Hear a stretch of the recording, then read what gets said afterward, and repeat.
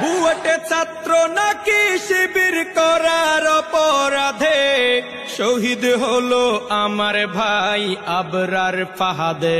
তুমি কেমন জালিম, তুমি কেমন জালিম ছিলে আমার বাংলাদেশের বুকে।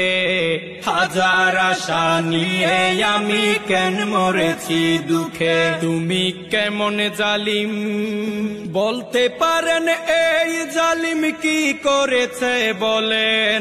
আমি বলবো এই স্বৈরাচার কি করে নাই শুনেন। 2006 সালে 28 অক্টোবরে রাস্তায় পিটিয়ে আমার ভাইকে হত্যা করে। শুরু থেকে এই জালিমের কাহিনী শুনেন।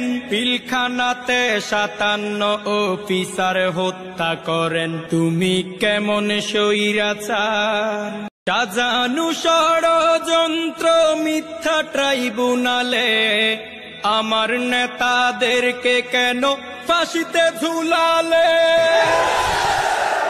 বিনা দোষে গুম করে বছরকে বছর নিয়ে রাখা হতো জাহান্নাম আয়না ঘর।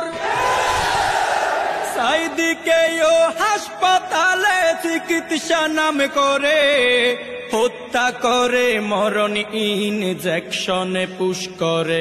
তুমি কেমন জালিম, তুমি কেমন স্বৈরাচার আমার বাংলাদেশের বুকে।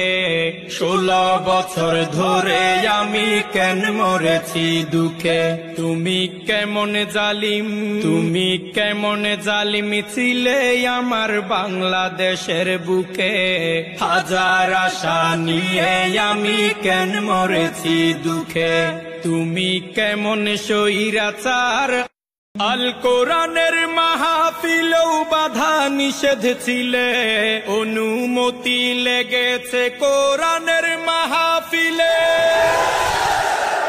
কত আলেম বছরকে বছর পরিবার ছেড়ে কাটিয়ে দিয়েছে জালিমের কারাগারে। তুমি কেমন স্বৈরাচার, তুমি কেমন স্বৈরাচার আমার বাংলাদেশের বুকে।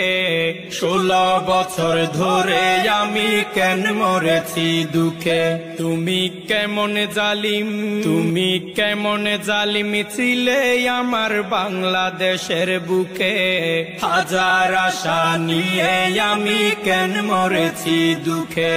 তুমি